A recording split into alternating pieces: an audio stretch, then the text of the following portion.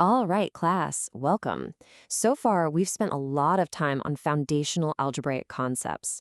Today, we're going to take a significant step forward. We're moving into a really powerful tool, one that managers use literally every single day to make critical data-driven decisions.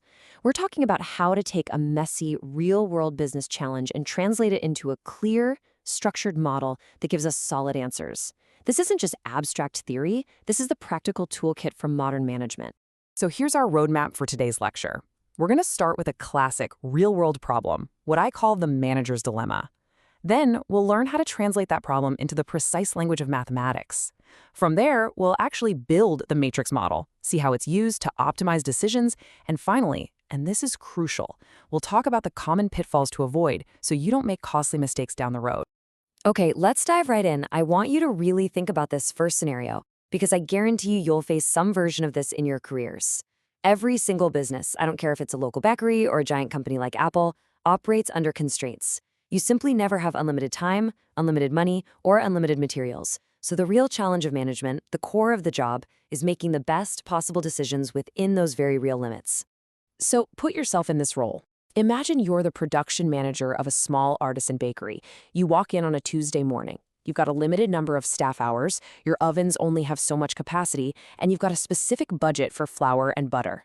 Meanwhile, your customers are demanding everything, croissants, muffins, you name it. How do you decide what your team should actually make today to bring in the most profit? That is the classic business problem. Okay, let's put some hard numbers to this so we can really analyze it. Let's say you look at your resources for the day. You've got your senior baker, who can give you a total of 10 hours of skilled labor. And your main oven, well, it can only run for 8 hours total before it needs to be shut down for cleaning.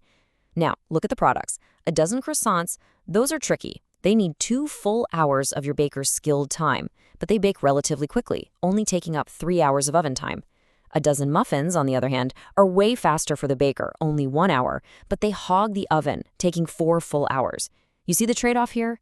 So how do you make the best decision, the optimal decision, not just one based on a gut feeling? To solve this problem like a true analyst, we need a precise and unambiguous language. We need a way to formally describe these limitations. And that language, of course, is mathematics. Specifically, we're going to use a system of linear inequalities. This is what allows us to transform a vague business problem into a concrete, solvable mathematical model. Now, each of our resource limits, the baker hours, the oven time, can be perfectly represented by what we call a linear inequality. What's so interesting about an inequality is that it doesn't give you just one single answer. Instead, it defines a boundary. It carves out what mathematicians call a feasible region.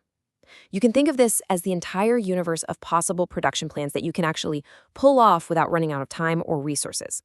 Anything inside that region is possible, anything outside is not. Okay, let's do the translation. First, we have to define our variables. Let's say X represents the number of dozens of croissants we decide to make, and Y is the number of dozens of muffins. Now look at our first constraint, baker hours. We know it takes 2 hours for each dozen croissants, so that's 2X, plus 1 hour for each dozen muffins, that's 1Y. The sum of that time, 2X plus 1Y, has to be less than or equal to the 10 hours we have available. See? Simple. We do the exact same thing for oven time. 3 hours per dozen croissants, 3x, plus 4 hours per dozen muffins, 4y, must be less than or equal to our 8 available hours. These two inequalities now perfectly, mathematically, describe our operational limits. Now, writing out these inequalities is fine for our little bakery, but what if you're managing a factory with 50 products and 100 different constraints? It gets incredibly messy fast. This is where matrices come in and show their true power. We can bundle all of this information, the entire system of inequalities, into a single elegant equation. A times X is less than or equal to B.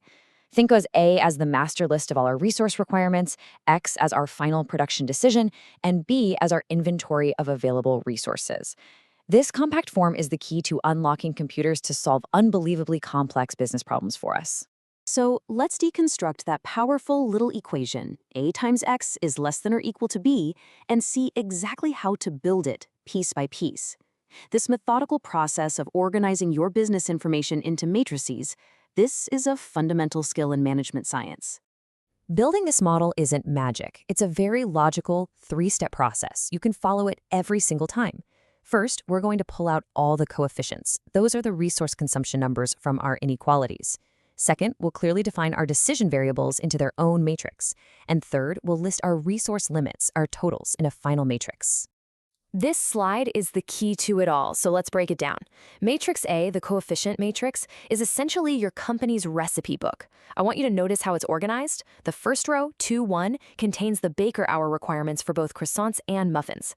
The second row, 3, 4, contains the oven time requirements.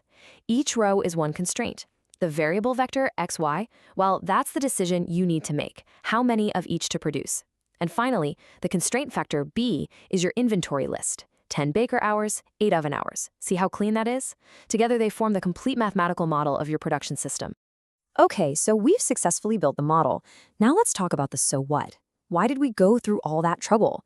Because the elegance of this matrix notation isn't just for looking smart in a textbook, it has profound practical implications for you as a decision maker. This is an absolute game changer. Because we framed our problem this way, we can now use an incredibly powerful technique called linear programming. All we have to do is add one more piece of information, our objective. Let's say a profit equation. For instance, we make $20 profit per dozen croissants and $15 per dozen muffins. We can now feed this whole model into software, and it will instantly find the single best answer. It will tell us the exact values for X and Y that satisfy all our constraints and give us the absolute maximum profit possible. That is something that is simply impossible to do accurately by just using guesswork, especially as problems get more complex. And this is why this is such a cornerstone concept in a business degree. It is not just for bakeries or factories. This exact same modeling framework is used across every single department in a modern company. In logistics, it's used to figure out the cheapest, most efficient shipping routes. In finance, it's the entire basis of portfolio optimization theory. Marketing departments use it to decide how to allocate their advertising budgets across different channels for maximum impact. The problems look different on the surface, but the underlying mathematical structure is identical. All right, before we wrap up, I want to have what I call a mentorship moment. I want to share some advice based on years and years of seeing where students get tripped up on this. Because in an academic setting, a mistake on your homework might just lower your grade a little. In a business setting, these exact same mistakes have very real and very large financial consequences. Precision here is paramount. So where do students, and frankly, where do junior analysts out in the real world, go wrong when they first start building these models? Well, it's almost always in the initial setup. You have to remember, the software is dumb. It can't tell you if your logic is flawed. It will simply solve the problem you gave it, whether or not that problem actually reflects reality. The most frequent and the most critical error is misaligning the coefficient matrix. Let's look at this very carefully. On the right, you see the correct formulation. Notice that the first row, 2, 1, only contains the baker hour coefficients. The second row, 3, 4, only contains the oven time coefficients. Now look at the common mistake on the left. The numbers are jumbled. The model is trying to combine baker hours and oven time into the same constraint, which is complete nonsense. The computer will still give you an answer, but that answer will be totally invalid and could lead you to make a very, very costly decision. And I want to be absolutely clear about the stakes here. A simple error, like transposing a row and a column when you're setting up a matrix for a large-scale logistics problem, say for a company like FedEx or Amazon, that little mistake could easily cost the company over $1 million in shipping inefficiencies in a single quarter. This is why your attention to detail and your deep understanding of the model structure are absolutely critical skills for you as a future business leader. So this really brings us to the most important takeaway from our entire lecture today. Learning this mathematical language, learning how to build these models, it doesn't replace your managerial judgment. It enhances it. It empowers it. The model is a tool, a powerful one. It takes all the complexity and presents you with an optimal solution based on the data and the rules you provided. Your job, as the manager, is to ensure the model is built correctly, to interpret the results intelligently, and then to make the final informed decision. So as we finish up, I want to leave you with this question to think about. What problem in your own life, maybe big, maybe small, could you better understand and solve by explicitly defining its constraints and its objectives? Maybe it's managing your study time across 5 different subjects to maximize your GPA. Maybe it's planning a complex project in a future internship. The very first step to optimization is always a clear, precise definition of the problem. If you can master that, you have unlocked an incredibly powerful tool for making better decisions in any field you choose to enter. We'll build on this next time.